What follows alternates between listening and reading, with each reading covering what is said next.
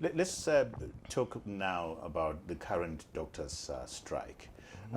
Do you have a view as the leader of one of the biggest medical aid societies? What impact is that had in your service provision and in your to your members and generally to the health delivery system in the country? Yeah. I think the biggest thing for me, I look at it maybe from a continental point of view and from developing countries.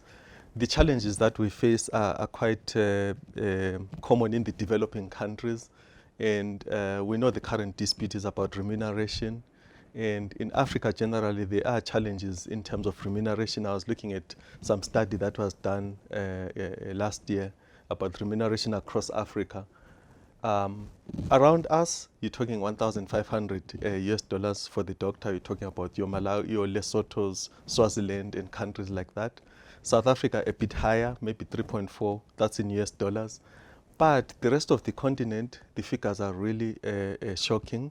The likes of Nigeria, under $500 a month, and so on and so forth. So for me, that is worrying because it means that as a continent, we don't retain those skills.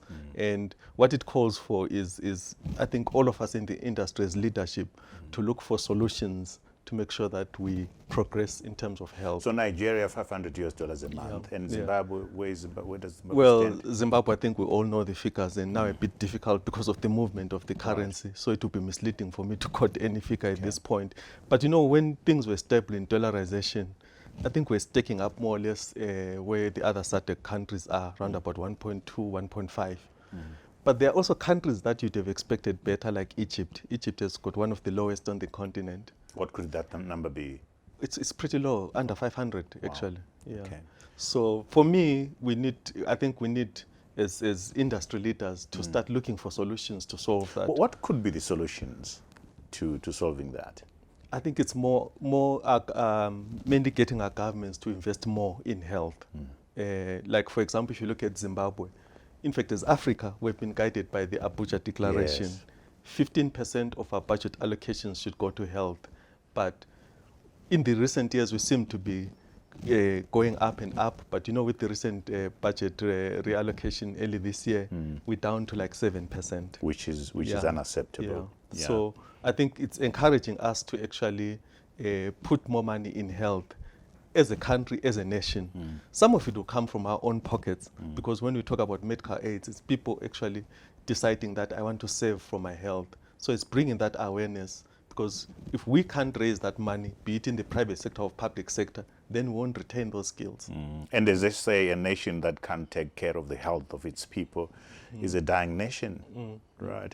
Let's move to a related issue, which is the doctor-patient ratio, which is also raised by the current doctor strike. Where do we stand and what would be the ideal place to be? You see, even on that, we actually, despite that we've actually upped our training of doctors in the last 4 decades, we're still quite a miserable proportion. For example, of all the doctors that we have, we're looking at 0.16 per thousand. And the WHO requirement is 1 doctor per thousand. And we have got countries that have progressed this in the West, your likes of Germany, Netherlands, and the US. Those people are ranging from 2 to 4 per thousand. So it shows you the gap that we have. And it gets worse in the specialist disciplines, whereas Zimbabwe was something like 0.3 to 1,000. South Africa is not that much better at all. It's also 0.9 per thousand.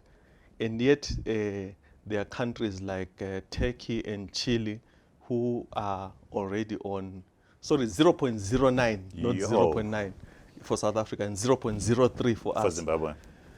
Chile, you're talking 1 per thousand. These are specialists now. And you're also talking about Turkey, 1.2 per thousand. So we really have a long way to go.